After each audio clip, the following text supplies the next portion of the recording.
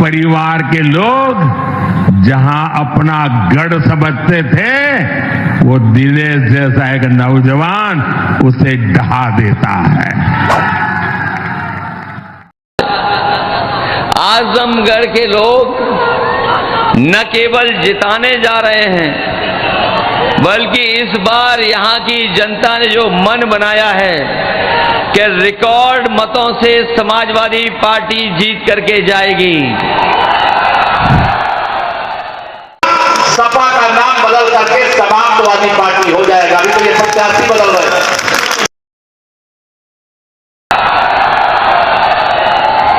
और इधर न जाने क्या हो जाता है दूसरे लोगों को, आजमगढ़ का नाम लेते ही उन्हें परेशानी हो जाती है।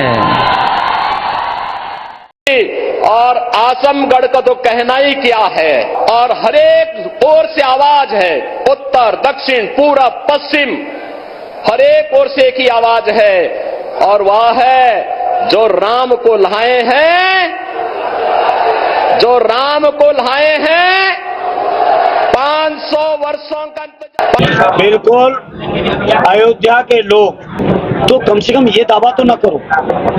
आपने कहा कि भगवान राम को हम लाए, भगवान राम त्रेता युग में थे, भगवान राम हर जगह हैं, लेकिन बीजेपी के लोग ये दावा करते घूम रहे हैं। यही नामांकन के दिन बीजेपी के प्रदेश अध्यक्ष आए थे, आज आप उनकी रिकॉर्डिंग्स उठाइएगा और क्या कह के गए थे। तो इसलिए भगवान राम भी इस बार नाराज हो गए, और उनके भी जो स्थान थे, चाहे अयोध्या हो चाहे चित्रकूट बांधा हो, सारी जगह पर बीजेपी हारी है। जिस तरीके से बीजेपी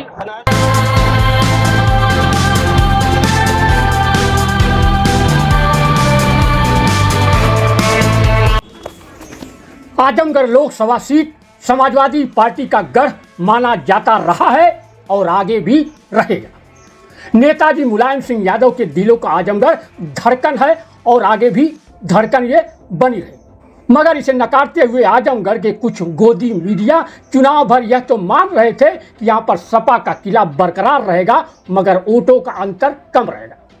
एक रिटायर्ड मीडिया कर्मी तो 18,000 की ही सपा की लीड बता रहे थे, दूसरे मीडिया कर्मी 50,000 की लीड बता रहे थे, एक महोदय तो सपा को हराने के नाम पर मार करने को तैयार हो जा रहे थे। इन सब के बीच यूपी मंथन न्यूज चैनल पहले से ही 1 लाख से अधिक वोटों से सपा के आजमगढ़ किले को बरकरार रखने का दावा कर रहा था, जो रिजल्ट आने के बाद सच भी साबित हो गया। इधर 2024 के लोकसभा चुनाव में 1,61,000 वोटों से बीजेपी के दिनेश लाल यादव निरहुआ को हराकर समाजवादी पार्टी के धर्मेंद्र यादव ने भी साबित कर दिया कि आजमगढ़ नेताजी का था और आगे भी रहेगा। जीत के बाद धर्मेंद्र यादव ने नेताजी को याद कर उन्हें नमन किया तो धर्मेंद्र यादव की आंखें नम हो गई। अब धर्मेंद्र यादव भी कहते हैं कि नेताजी के कामों को वे पूरी ईमानदारी के साथ पूरा करेंगे और आजमगढ़ की जनता को मायूस नहीं होने देंगे।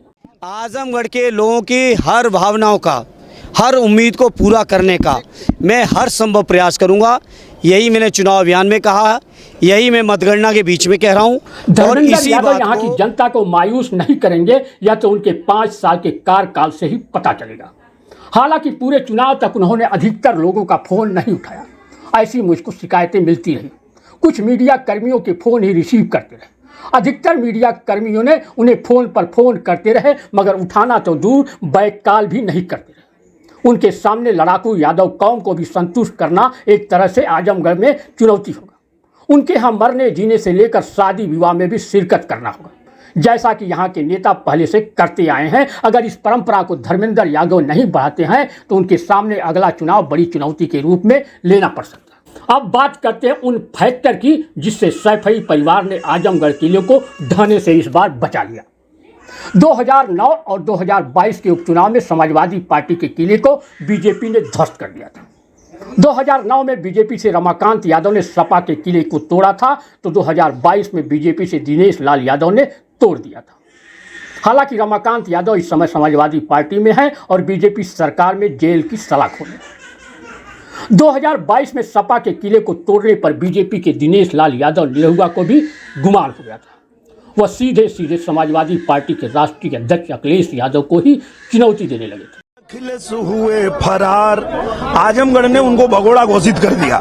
दोनों भाई भगोड़े हैं, और धर्मेंद्र जी भी और अखिलेश जी भी, दोनों यहाँ से जीते तो भी भाग गए, हारे तो भी भाग गए। आजमगढ़ की जनता कहती है भगोड़े हैं। और अब इन लोगों ने पीडीए बनाया है, उसका मतलब ये है परिवारवादी डकैत अलायंस।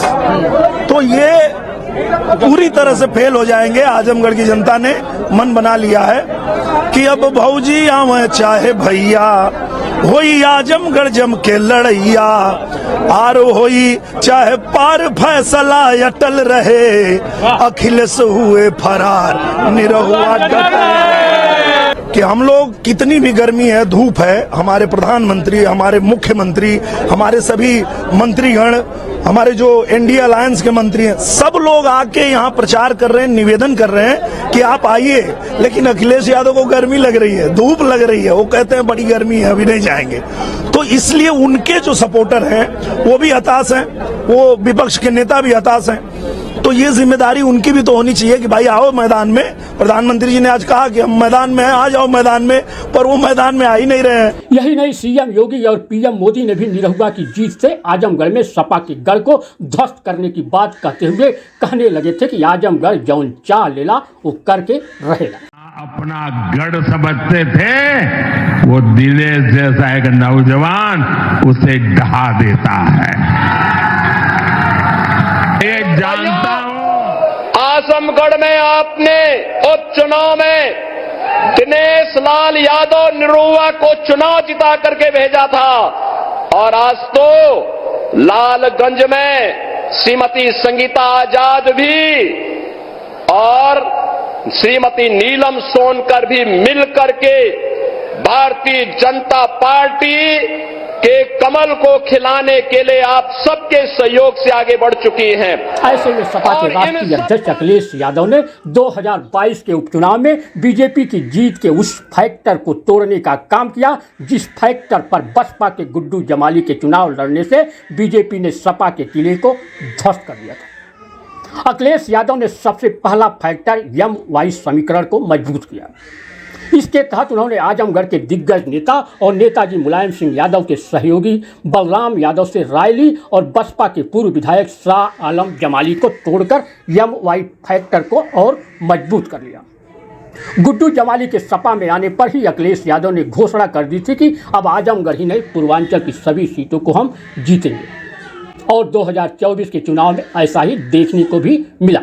सपा से गुड्डू जमाली के सपा में आने पर आजमगढ़ किले पर फतह करने के लिए अखिलेश यादव ने 2 जनसभाएं की। इन सभाओं में अखिलेश यादव ने अगर किसी को सबसे अधिक सम्मान देकर यहाँ की जनता को संदेश देने का काम किया तो वह गुड्डू जमाली और पूर्व मंत्री बलराम यादव है।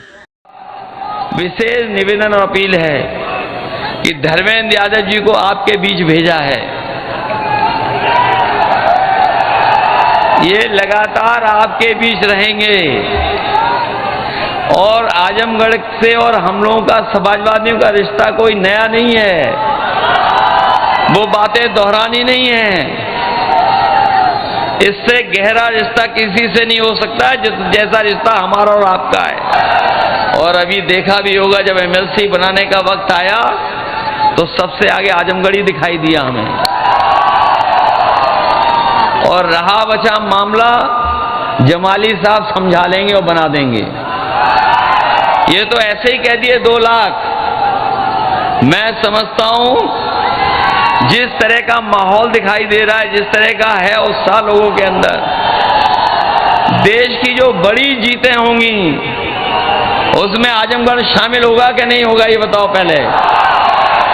सपा की जीत का दूसरा फैक्टर चुनावी रैली में अखिलेश यादव की ओर से बेरोजगारी, महंगाई, अग्निवीर और पुलिस भर्ती परीक्षा में पेपर लीक के साथ ही आरक्षण का मुद्दा जोरदार ढंग से उठाया जाना शामिल रहा। अखिलेश यादव के इस मुद्दे पर सपा की रैली में उमड़ रहे कार्यकर्ताओं के जोश ने ही दिखा दिया था कि उनका यह जोश मतदान के साथ ही काउंटिंग तक बना रहेगा, और यह बना भी। बढ़ा करके इन्होंने हमारे गरीब किसान, खेती बाड़ी करने वालों का जीवन संकट में डाल दिया।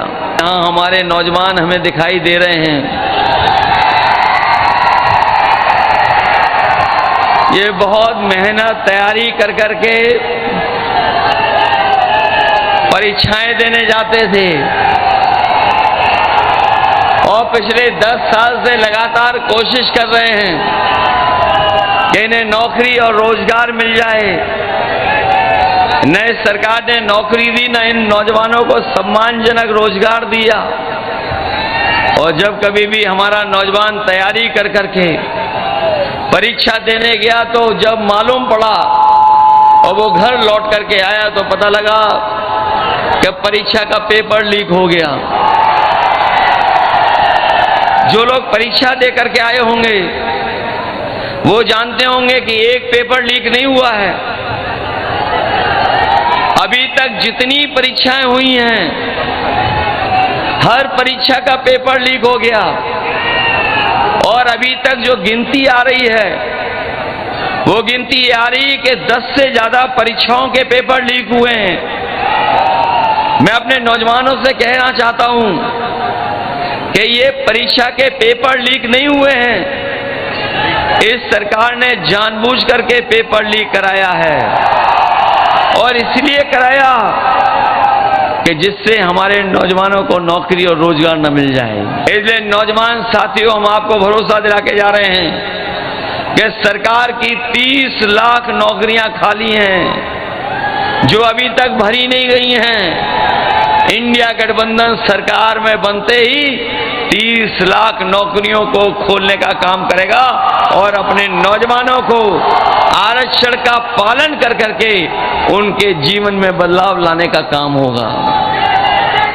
न केवल 30 लाख नौकरियां बल्कि जो अग्निवीर वाली व्यवस्था थी जिसमें बड़े पैमाने पे नौजवान फौज में भर्ती होते थे, जाके उन्हें वर्दी पहनने को मिलता था, पक्की नौकरी मिलती थी। इस सरकार ने उनकी भी नौकरी आधी अधूरी कर दी, 4 साल की नौकरी कर दी। अगर शहीद होगा तो सम्मान नहीं मिलेगा, जो सुविधाएं होती हैं वो भी नहीं मिलेगा और 4 साल के बाद घर वापस भेज देंगे। हम समाजवादी लोग अपने नौजवानों को भरोसा दिला के जा रहे हैं कि ये अग्निवीर व्यवस्था कभी भी लागू नहीं होगी। सरकार बनेगी तो अग्निवीर व्यवस्था खत्म करा करके जो पहले व्यवस्था थी पक्की नौकरी वाली, वही फौज की पक्की नौकरी दिलाने का काम भी हम लोग नौजवानों को करेंगे। कि इनकी सरकार में लगातार महंगाई बढ़ी है। यहां जो हमारे किसान भाई मौजूद हैं वो जानते होंगे जब खाद खरीदे होंगे तो इन्होंने खाद की बोरी से भी चोरी कर ली। और हमारे जो लखनऊ वाले हैं इधर सुनने में आए इनकी भी भाषा बदल गई है। ये जो समय समय पर बुलडोजर लेकर के चलते थे, इन्हें पता ही नहीं है कि लीकेज कहां पर है। इस बार जो समय समय पे बुलडोजर लेकर के चलते थे इन्हें लीकेज ही नहीं पता, जिसके कारण सब पेपर लीक हो रहे हैं। बताओ, सब पेपर लीक करा दिए कि नहीं करा दिए? और कोई किसी को आरक्षण नहीं ले रहा, किसी का कोई नहीं छीन रहा है। अगर किसी ने धोखा दिया आरक्षण को लेकर के तो वो भारतीय जनता पार्टी और भारतीय जनता पार्टी के फैसले जिन्होंने हमारे आपके आरक्षण छीनने का काम किया है। ये 69,000 वाले जानते होंगे, सालों साल से ये आंदोलन कर रहे हैं, धरना दे रहे हैं, न जाने कितने दिन से लड़ाई लड़ रहे हैं। विधानसभा से लेकर के सड़कों तक इनकी लड़ाई लड़ी गई, लेकिन इनकी कोई सुनवाई नहीं है। हम नौजवानों से कह करके जा रहे हैं, शिक्षा विभाग में जितनी जगह खाली है वो तो भरी जाएगी, इसके साथ साथ जो हमारे इन लोगों के साथ भेदभाव हुआ आरक्षण को लेकर के उसका भी समाधान किया जाएगा। इधर समाजवादी पार्टी के प्रत्याशी धर्मेंद्र यादव नेताजी मुलायम सिंह यादव और अखिलेश यादव के आजमगढ़ में कराए गए कामों को आगे बढ़ाने के लिए वोट मांगते रहे, जबकि बीजेपी प्रत्याशी दिनेश लाल यादव पर भी पूरे चुनाव तक एक मजे हुए राजनीतिज्ञ की तरह हमलावर रहे। बैठे हैं रिटायर्ड सीओ साहब, बताओ रिटायरमेंट के बाद सरकारी केवल पेंशन बनती है, पुरानी पेंशन, वो भी बीजेपी ने खत्म कर दी है। इंडिया गठबंधन की सरकार बनने दीजिए, पुरानी पेंशन को भी लागू कराने का काम करेंगे। अब जानिए बीजेपी प्रत्याशी दिनेश लाल यादव की हार के पीछे कौन सा फैक्टर रहा। बीजेपी प्रत्याशी दिनेश लाल यादव की हार का पहला फैक्टर बेरोजगारी को लेकर बच्चा कम पैदा करने की सलाह देना घातक साबित हो गया। दिनेश लाल यादव के कम बच्चा पैदा करने के वायरल वीडियो पर धर्मेंद्र यादव ने बोलकर बेरोजगार नौजवानों का दिल जीत लिया। मोदी जी ने तो रोक दिया, एक भी बच्चा है मोदी जी का? बताओ कोई, एक भी बच्चा है योगी जी का? तो योगी जी मोदी जी तो बेरोजगारी रोक दिए कि भाई नहीं, हम नहीं बढ़ाएंगे। बढ़ा कौन रहा है ये बेरोजगारी? जो बच्चे पे बच्चा पैदा किए जा रहा है और सरकार कह रही है रुक जाओ, तो मान भी नहीं रहा है। तो लोग आपको ये कहते हैं कि इस देश में बेरोजगारी बढ़ रही है, उनको बताइए कि रोजगार का जो है इतना है। अब इतने के बाद जो तुम जनसंख्या बढ़ा रहे हो वो बेरोजगारी बढ़ रही है, तो उसको रोकने का प्रयास तो मोदी जी कर रहे हैं, सरकार कर रही है। और जब वो नियम लेके आना चाहती है कि आप कम बच्चा पैदा करो, 2 ही बच्चा पैदा करो, तुम कह रहे हो कि तुम खुद बेरोजगार हो और 8 और बेरोजगार पैदा कर दे रहे हो। क्यों? खुद तुमको अपना पेट पालने नहीं हो रहा है, तुम कह रहे हो कि हम बेरोजगार हैं। तो आप बेरोजगार हो तो एक बार भी सोच रहे हो कि 8 बेरोजगार और क्यों पैदा कर? किसी से ट्रांसफर की वीडियो में कितना अंतर है, वो टेक्नोलॉजी छुप नहीं सकती। और इन सांसद से कहेंगे, मैं कह सकता हूं आजमगढ़ के लोग आज शर्मिंदा होंगे। किस तरह की घटनाएं अपने गुरु के सामने जो बातें आई, क्या आजमगढ़ के लोगों ने कभी ये बातें पहले सुनी थी? क्या अपने एफिडेविट में ये बातें फाइल की थी? क्या मीडिया में इन बातों को कभी स्वीकार किया था?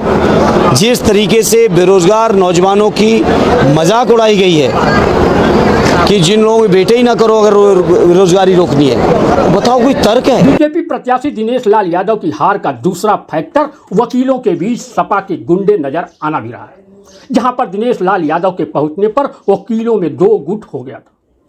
वकीलों के बीच से दिनेश लाल यादव निकले तो अपने आप को रोक नहीं पाए और बोले कि यहां भी सपा के गुंडे घुस गए।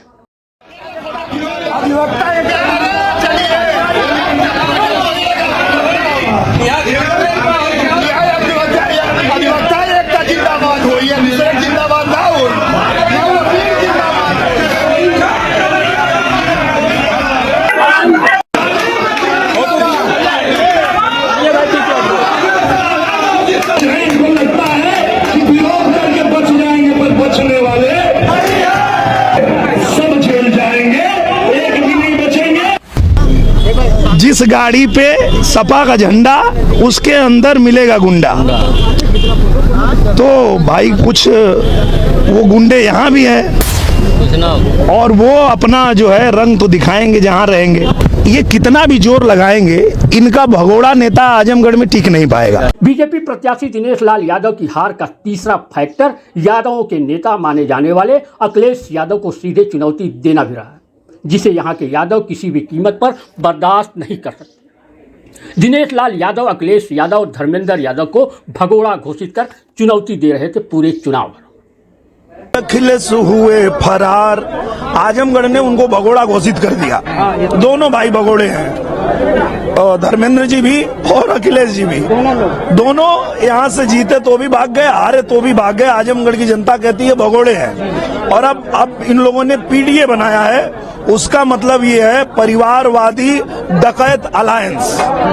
तो ये पूरी तरह से फेल हो जाएंगे। आजमगढ़ की जनता ने मन बना लिया है कि अब भौजी आवे चाहे भैया, होई आजमगढ़ जम के लड़ैया, आर होई चाहे पार फैसला अटल रहे, अखिलेश हुए फरार निरहुआ डटे। कि हम लोग कितनी भी गर्मी है, धूप है, हमारे प्रधानमंत्री, हमारे मुख्यमंत्री, हमारे सभी मंत्रीगण, हमारे जो एनडीए अलायंस के मंत्री हैं, सब लोग आके यहाँ प्रचार कर रहे हैं, निवेदन कर रहे हैं कि आप आइए। लेकिन अखिलेश यादव को गर्मी लग रही है, धूप लग रही है, वो कहते हैं बड़ी गर्मी है, अभी नहीं जाएंगे। तो इसलिए उनके जो सपोर्टर हैं वो भी हताश हैं, वो विपक्ष के नेता भी हताश हैं। तो ये जिम्मेदारी उनकी भी तो होनी चाहिए कि भाई आओ मैदान में। प्रधानमंत्री जी ने आज कहा कि हम मैदान में हैं, आ जाओ मैदान में, पर वो मैदान में आ ही नहीं रहे हैं। बीजेपी प्रत्याशी दिनेश लाल यादव की हार का चौथा फैक्टर बेरोजगारी की लहर में भी बेरोजगारी पर न बोलकर सीएम योगी का वही पुराना डायलॉग रहा है जो वे 2014 से अब तक के हुए चुनाव में आतंकवाद, आजमगढ़ को पहचान का संकट, सपा में परिवारवाद और राम भक्त पर बयान देते आ रहे हैं। सीएम योगी के इस घिसे पीटे मुद्दे को लेकर बीजेपी के कार्यकर्ता जनता के बीच संदेश देने में उदासीन रहे और वे असफल भी साबित हो। बहनों और भाइयों, आज से 10 वर्ष पहले का भारत पहचान के संकट से और विश्वास के संकट से जूझ रहा था। सुरक्षा का एक खतरा हर एक व्यक्ति के ऊपर मंडरा रहा था। विकास कार्य कांग्रेस नेतृत्व सरकार के भ्रष्टाचार की भेंट चढ़ चुकी थी और गरीब कल्याण के नाम पर गरीब भूख से मरता था, किसान आत्महत्या करता था, बेटी और व्यापारी सुरक्षित नहीं थी। और आजमगढ़ का तो कहना ही क्या है, कहीं भी देश और दुनिया में आतंकी घटना घटित होती थी, उसके तार इस आजमगढ़ जनपद से जुड़ करके पूरे आजमगढ़ को बदनाम कराया जाता था। बहनों भाइयों, पिछले 10 वर्ष में आपने बदलते हुए भारत को देखा है। एक नया भारत का दर्शन कर रहे हैं। दुनिया के अंदर सम्मान बढ़ा है, सीमाएं सुरक्षित हुई हैं, आतंकवाद और नक्सलवाद पर प्रभावी अंकुश लगा है। और यही नहीं, अब आजमगढ़ में आदरणीय प्रधानमंत्री जी ने महाराज सुहेलदेव के नाम पर एक विश्वविद्यालय दे दिया है। आजमगढ़ को पूर्वांचल एक्सप्रेसवे दे दिया है। और अभी 2 महीने पहले ही प्रधानमंत्री जी आजमगढ़ आए थे। आजमगढ़ वासियों को एयरपोर्ट की सौगात भी दे गए हैं। आजमगढ़ को पहले जिन लोगों ने परिवार की बपौती बनाया था, वे लोग आज बेनकाब हुए हैं। आज आजमगढ़ चाहे वाराणसी से हो, चाहे गोरखपुर से हो, चाहे अयोध्या से हो, चाहे प्रयागराज से हो, 4 लेन की बेहतरीन कनेक्टिविटी के साथ जुड़ करके नए भारत के नए उत्तर प्रदेश का नया आजमगढ़ बन चुका है। और इसलिए बहनों और भाइयों, अब आपको देश और दुनिया में जाने में संकट नहीं होता है। पहले होटल की बात तो दूर, धर्मशाला में भी रूम नहीं मिलता था। आजमगढ़ के नाम पे लोग चौंकते थे। आज बहनों और भाइयों, सुरक्षा का बेहतर वातावरण, सम्मान नए आसमान को छू रहा है। ओडीओपी के माध्यम से आदरणीय प्रधानमंत्री जी के मार्गदर्शन में जो नई पहचान मिली है, इस पहचान को तो आगे बढ़ाने का काम हुआ ही है। साथ साथ अब तो पूरे देश के अंदर अब तक 4 चरणों के चुनाव हैं, 3 चरण बाकी हैं। 4 जून का इंतजार के बगैर पूरे देश के अंदर आवाज आ रही है कि फिर एक बार और अब की बार बहनों और भाइयों, और हर एक ओर से आवाज है, उत्तर, दक्षिण, पूरब, पश्चिम, हर एक ओर से एक ही आवाज है, और वह है जो राम को लाए हैं। 500 वर्षों का इंतजार प्रधानमंत्री जी ने समाप्त करके अयोध्या में रामलला को विराजमान कर दिया है। इस दृष्टि से पूरा भारतवासी अभिभूत है।